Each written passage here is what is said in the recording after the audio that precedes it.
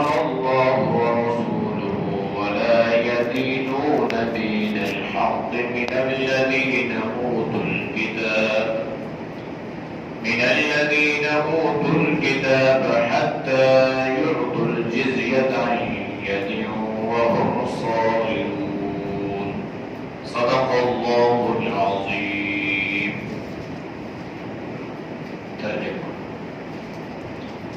یا ایھا الذین آمنوا، اے وہ لوگو جو ایمان لائے ہو، انما بے شک جو المشرکون شرک کرنے والے ہیں، نجس پلید ہیں، ناپاک ہیں، فلا یقربوا المسجد الحرام، بس قریب نہ جائیں مسجد حرام کے، بعد عامہم ھذا، اس سال کے بعد، وَإِنْ خِفْتُمْ، اور اگر تمہیں خوف ہو، عیلۃ، فقر کا، غربت کا، فسوف، بس ان قریب، یغنیکم اللہ، اللہ تمہیں غنی کرے گا، من فضلہ، اپنے فضل سے، ان شاء، اگر وہ چاہے، ان اللہ علیم حکیم، بے شک اللہ جاننے والا، حکمت والا ہے.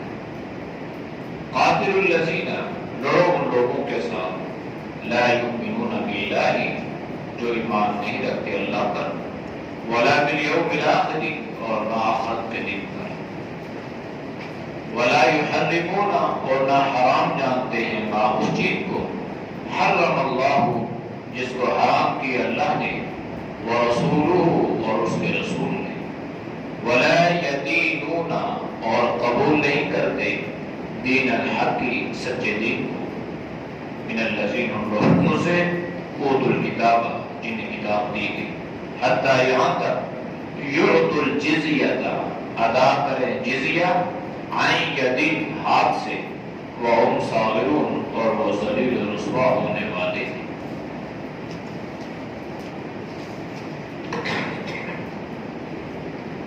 آیت کا ماقبل آیات کے ساتھ ربط تعلق یہ ہے کہ اللہ نے اہل ایمان کو یہ بات باور کروائی کہ اللہ ہر میدان میں تمہاری مدد فرماتا ہے.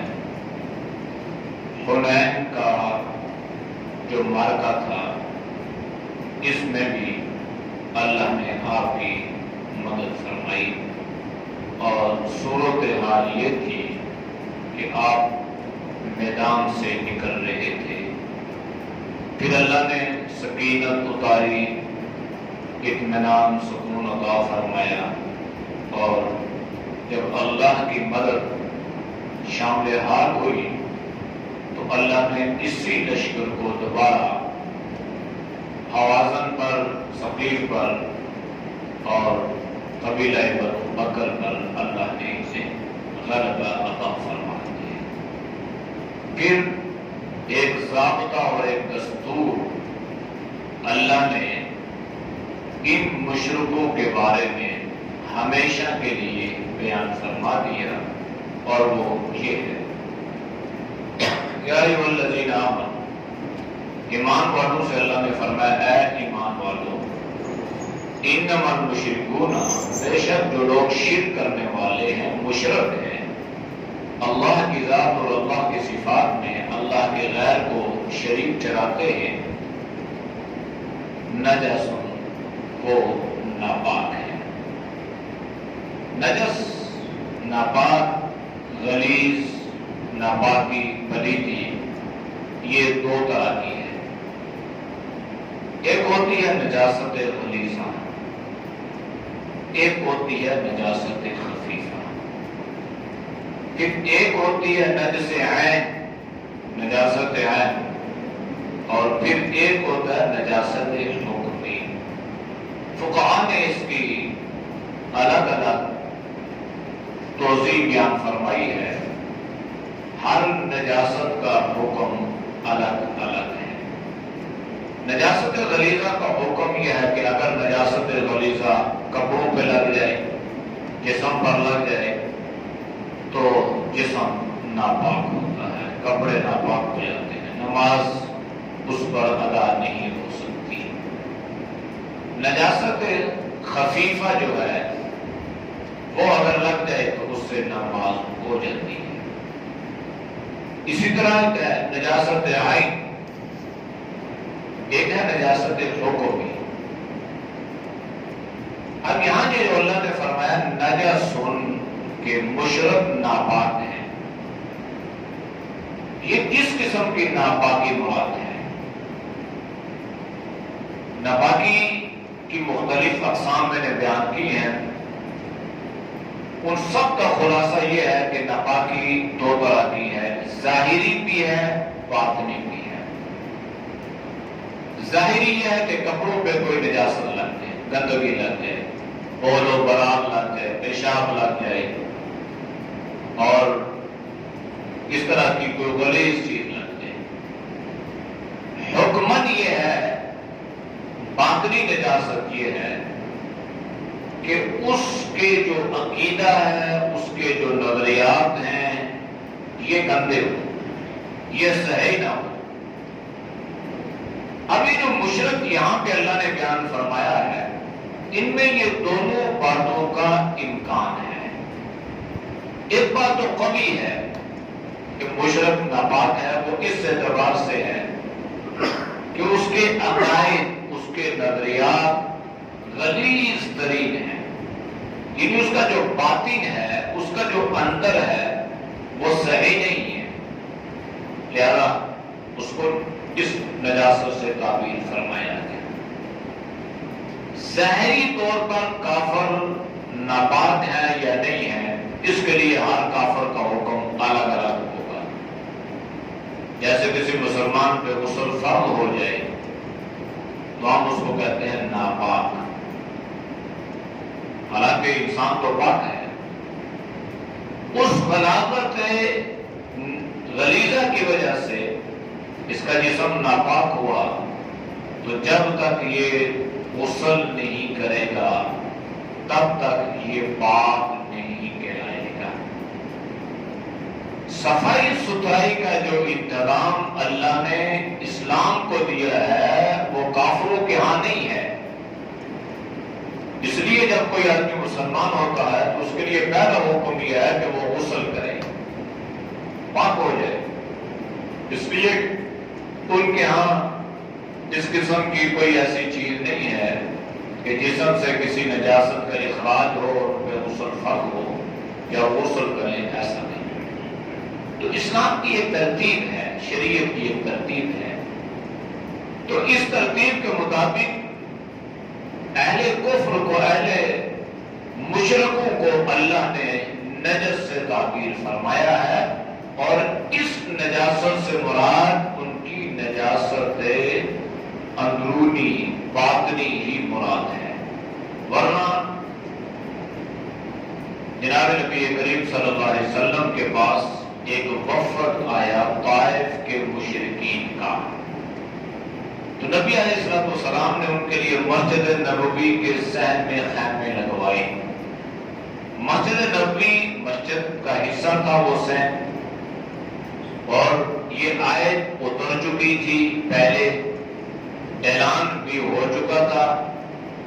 تو جب نبی علیہ السلام نے خیمے لگوائے مسجد میں تو صحابہ کے ذہن میں یہ اشکال پیدا ہوا، اے اللہ نبی، مشرک تو نجس ہیں، ناپاک ہیں، اور آپ نے ان کے لیے مسجد کے صحن میں خیمے ہیں، تو یہ کیا حکم ہے؟ تو نبی علیہ السلام نے فرمایا کہ بھائی ان کی جو نجاست ہے یہ حکمن ہے کہ عقیدے اور نظریے کی وجہ سے، باقی ان کے جسم کی وجہ سے نہیں ہے، اس لیے آپ صلی اللہ علیہ وسلم نے یہ خیمے لگوائے۔ دوسرا یہ ہے کہ ابو سفیان جب مکہ سے مدینہ تشریف لائے تھے تو ان کے جو آپ صلی اللہ علیہ وسلم کے ساتھ ملاقات ہوئے تھے وہ مسجد نبوی میں تھے۔ تو آپ صلی اللہ علیہ وسلم نے، حالانکہ اس وقت تک وہ ایمان نہیں لائے تھے، مشرک تھے، تو مسجد نبوی میں آئے۔ تو ان ساری باتوں سے یہ چیز بھی واضح ہے کہ اس اعتبار سے مشرک جو ہے حکمن اس کو ہم غلیظ کہیں گے، نجاست والا کہیں گے، ناپاک کہیں گے، کہ وہ عقیدے اور نظریے کے اعتبار سے صحیح نہیں ہے۔ اب جسم کے اعتبار سے اگر اس نے نجاست کے اخراج پر غسل کیا ہے تو ٹھیک ہے۔ اس کی بہترین تشریح امام ابو حنیفہ رحمہ اللہ نے فرمائی ہے۔ امام صاحب نے فرمایا کہ دیکھیں، اللہ نے تو ذکر فرما دیا نمبر 1 مشرک ناجس ہے، ظاہری طور پہ بھی باطنی طور پہ بھی ناپاک ہے۔ فلا یقرب المسجد الحرام، یعنی مسجد حرام کے قریب تک نہ، داخلہ تو نہیں اللہ نے فرمایا کہ داخل نہ ہو، بلکہ فرمایا مسجد حرام میں داخل بھی نہ، اس کے قریب نہ آئے۔ تو انہوں نے فرمایا کہ مسجد حرام تو ساری مسجدوں کے لیے بمنزلہ ماں کے ہے، جب مسجد حرام میں داخلہ منع ہو گیا تو اس سے معلوم یہ ہوا کہ دنیا کی ساری مسجدوں میں ان کا داخلہ منع ہے۔ ہاں البتہ انہوں نے یہ تصریح فرمائی ہے کہ اگر کوئی مشرک اس اعتبار سے کسی مسجد میں آتا ہے کہ مسجد کی کوئی تعمیر کا مسئلہ ہے یا کوئی کسی اور قسم کا کوئی معاملہ ہے تو پھر اس کو رخصت ہے، اس کو اجازت ہے، وہ آ سکتا ہے۔ یہاں جو ان کی ممانعت کی علت تھی وہ اصل میں یہ تھی کہ ایک تو مسجد حرام میں آتے اور آگے وہاں انہوں نے بت رکھے تھے، بتوں کی پوجا کرتے، اللہ کے گھر میں طواف ننگے ہو کے کرتے اور اس طرح کے شرکیہ قسم کے الفاظ وہ کہا کرتے تھے۔ اللہ نے فرمایا کہ اب تم لوگ حج کے لیے نہیں آ سکتے ہو اور حج کے لیے مسجد حرام میں جانا ضروری ہے، تو جب تم مسجد حرام کے قریب نہیں آ سکو گے تو تم پھر حج یا عمرہ بھی کر نہیں سکو گے۔ اس لیے بہرحال تشریح یہ معلوم نہیں کہ مشرک چھوٹا ہو بڑا ہو، شرک جلی ہو خفی ہو، شرک شرک ہے، زہر بہر ہے، گندگی گندگی ہے، خباثت خباثت ہے، ناپاکی ناپاکی ہے، وہ عقیدے کے اعتبار سے اور تب بھی، وہ جسم کے اعتبار سے اور تب بھی، ہر طرح کی غلاظت سے نجاست سے ہم اپنے ایمان کی بھی حفاظت کریں اور اپنے جسم کی بھی حفاظت کریں۔ اصل یہ ہے، ورنہ ہم مسلمان ہیں، ایک طرف اللہ اکبر اللہ بڑا ہے اور کہتے بھی ہیں کہ اللہ منصورنا، اللہ تو ہماری مدد فرما، اس کے باوجود شعوری طور پہ یا غیر شعوری طور پہ ہم شرکیہ افعال بھی پر انجام دیتے ہیں۔ شعوری طور پہ بعض لوگ اس پہ بڑے دلائل دیتے ہیں، دڑلے سے، تو وہ شعور سے دے رہے ہیں، فہم و فراست سے دے رہے ہیں، اور بعض بیچارے بے شعوری طور پہ جس کو جس نے بتایا اسی طرح چلا، اب اس کو پتہ نہیں ہے کہ یہ شرک ہے یا نہیں۔ حضرت ابوبکر صدیق رضی اللہ تعالی عنہ فرماتے ہیں کہ شرک سے بچنا بڑا مشکل ہے، اور اتنا مشکل ہے کالی رات ہو، کالا پتھر ہو، کالی چیونٹی ہو۔ آپ نے فرمایا کہ جس طرح کالی اندھیری رات میں کالے پتھر پر، کالی چٹان پر کالی چیونٹی جو ہے وہ چل رہی ہو تو اس کو کوئی دیکھنے والا دیکھ نہیں سکتا، اسی طرح شرک سے بچنا بھی مشکل ہے۔ لیکن اگر انسان اپنا توکل، اپنا ایمان، اپنا یقین قرآن و سنت کے مطابق کرے تو پھر مشکل نہیں ہے، پھر اللہ کی مدد شامل حال ہوتی ہے۔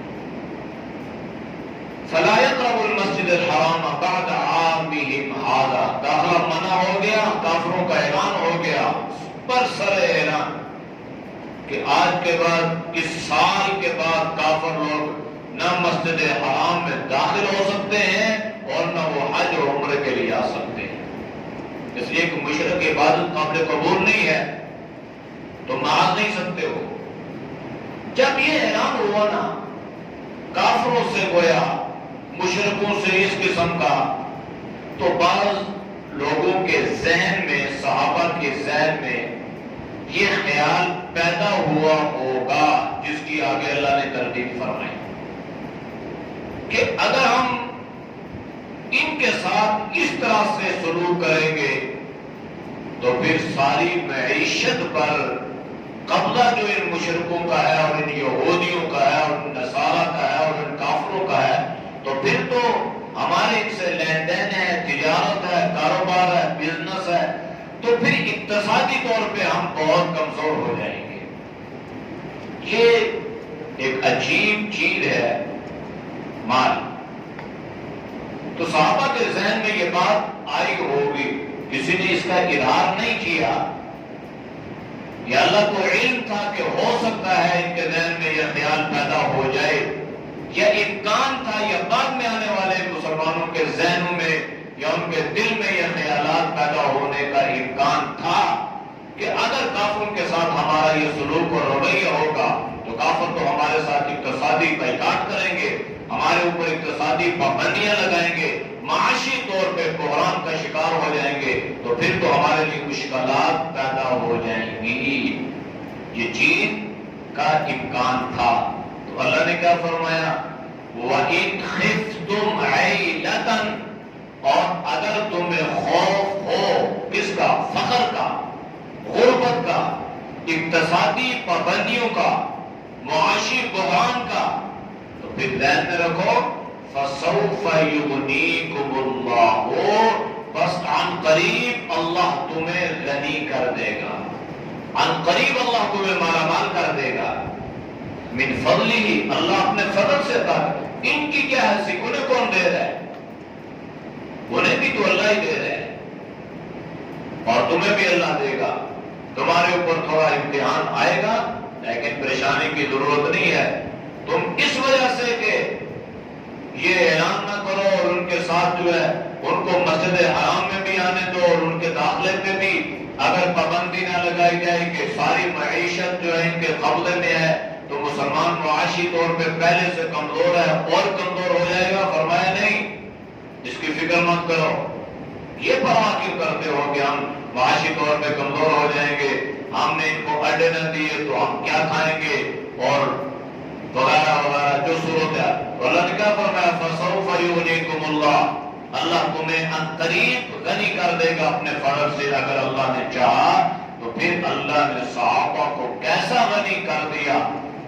یہ مکہ، مدینہ اور عرب کا جو علاقہ تھا، یہ تو اللہ کے نبی صلی اللہ علیہ وسلم کی موجودگی میں فتح ہو گیا، لیکن حضرت عمر رضی اللہ تعالی عنہ کا دور آیا، اللہ نے مسلمانوں کو ایسا مالا مال فرما دیا، ایسا مالا مال کہ وہ بنی مسجد نبوی میں خزانے پڑے ہیں اور کوئی ان کو لے کر جانے والا نہیں ہے۔ ایسی کشادگی اللہ نے عطا فرما دی، اور نبی علیہ السلام کی فتح مکہ کے بعد خزانوں کے منہ اللہ نے کھول دیے تھے۔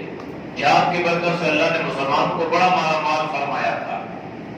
پھر حضرت عمر بن عبد العزیز رحمہ اللہ کا دور ایسا لازوال دور آیا کہ مسلمان زکوٰۃ دینے کے لیے غریبوں کو تلاش کرتے تھے کہ کوئی غریب ملے اور ہم اس کو زکوٰۃ دیں، ورنہ عام طور پہ ملتے بھی نہیں تھے۔ یعنی اس طرح تو یہ رزق تو اللہ کے ہاتھ میں ہے، کافروں کے ہاتھ میں کیا ہے؟ اللہ چاہے تو انہیں مالا مال کر دے، چاہے تو اللہ آنن فانن جو ہے ان کو کسی عذاب میں، کسی مصیبت میں مبتلا فرما دے۔ اس لیے مسلمان کو اللہ نے یہ سبق دیا، یہ درس دیا کہ اللہ پہ امید رکھو، اللہ پہ یقین رکھو، اور اس انداز سے کافروں کے ساتھ تعلقات رکھنا کہ ان سے ہمیں فائدہ ہو، اور تم جو ہے اسلام کی جو اصل چہرہ ہے بے شک وہ مسخ ہوتا رہے، اسلام کی روح مسخ ہوتی رہے، اور تم اپنے تعلقات دنیاوی مال کے لیے اور دنیاوی منفعت کے لیے تم استعمال کرتے رہو، اور ذہن میں یہ بات رہے کہ ہم کافروں کے ساتھ تعلقات اس بنیاد پر رکھیں کہ ہم مالا مال ہو جائیں، امیر ہو جائیں۔ تو فرمایا ایسی بات نہیں ہے، رزق کا اختیار اللہ کے ہاتھ میں ہے۔ اگر تم ایمان پہ یقین پہ ڈٹ جاؤ گے تو پھر اللہ تمہیں مالا مال کر دے، اور اللہ نے مسلمانوں کو مالا مال نہیں کیے۔ عرب میں کہاں تھا تھے؟ تیل تو پہلے تھا، جب اللہ نے ضرورت محسوس فرمائی تو کس طرح اللہ نے عرب کو خوشحال فرما دی۔ یہ الگ بات ہے کہ مسلمانوں کی بزدلی اور کمزوری اور جہاد سے دوری، یہ ساری دوڑ بھاگ اب بھی ان کے ہاتھ میں ہے، یہودیوں کے ہاتھ میں ہے، ورنہ ایسی بات نہیں ہے۔ آج کا مسلمان بھی اگر غیرت مند ہو جائے اور وہ اللہ پہ اس کا ایمان اور یقین مضبوط ہو جائے اور غیرت ایمانی نگرائی لے لے اور جذبہ جہاد سے مسلمان سرشار ہو جائے تو ان کی مجال نہیں ہے، ان کی حیثیت نہیں ہے۔ ان اللہ علیم الحکیم، اللہ جانتا بھی ہے اور اللہ حکمتوں والا بھی ہے۔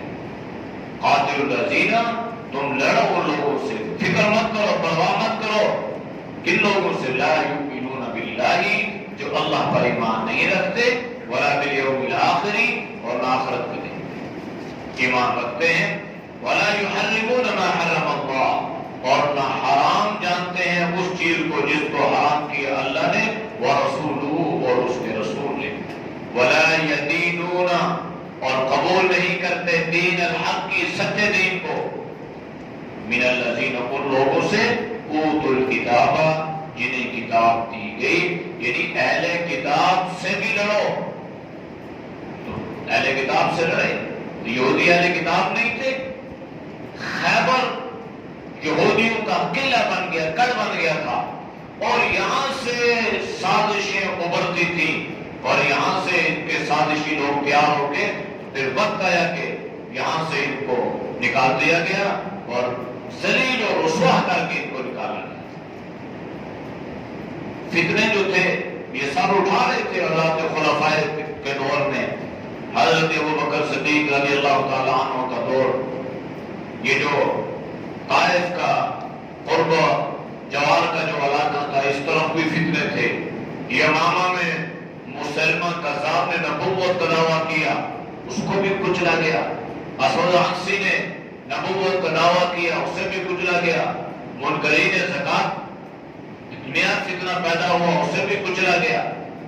تو یہ اللہ نے فرمایا کہ جو لوگ اللہ اور اللہ کے رسول کی اتباع نہیں کرتے اور حق کی اتباع نہیں کرتے اور سچے دین کو قبول نہیں کرتے، ان سے لڑو، ان کو معافی نہیں ہے کہ تم بزدل بن کے بیٹھ جاؤ۔ ہاں ایک بات ضرور ہے کہ حتی یؤتوا الجزیۃ، اگر کوئی کافر آپ کے ملک میں رہ رہا ہے تو پھر اس کے لیے ضروری ہے کہ وہ جزیہ دے۔ جزیہ دینا یہ بات ہے کہ وہ کافر اسلامی ریاست کے اصولوں کے مطابق زندگی گزارنے کا پابند ہوگا۔ ہاں اسے مذہبی آزادی حاصل ہے کہ وہ اپنی چار دیواری کے اندر جو کرے، لیکن وہ اسلام کے خلاف کسی منفی سرگرمی میں حصہ نہیں لے سکتا، لے گا تو ریاست اس کا پکڑے گی، گرفتار کرے گی۔ اگر وہ جزیہ دے گا تو پھر ریاست کی ذمہ داری یہ ہے کہ اس کی عزت کی، اس کی جان کی، اس کے مال کی حفاظت کرے۔ اسلام یہ کہہ رہے ہیں جزیہ بھی اپنے ہاتھ سے دینا ہے۔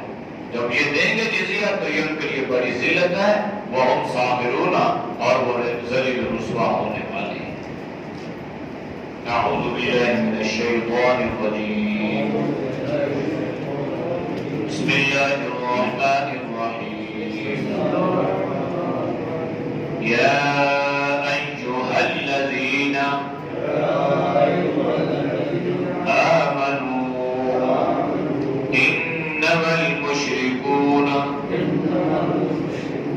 نجس فلا يقربوا المسجد الحرام بعد عامهم هذا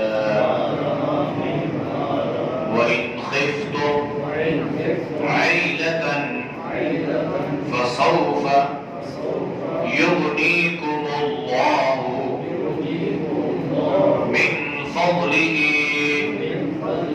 إن شاء إن الله عليم حكيم قاتلوا الذين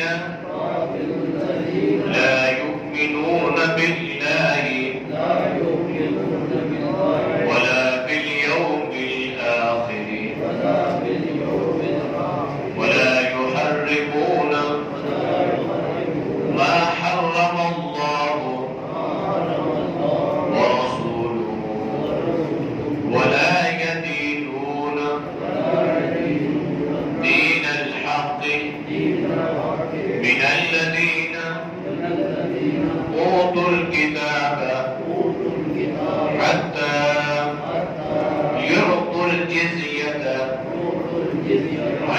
يدينوا وهم صابرون صدق الله العظيم. الحمد لله رب العالمين والعاقبة للمتقين والصلاة والسلام على النبي الكريم وعلى آله وصحبه أجمعين.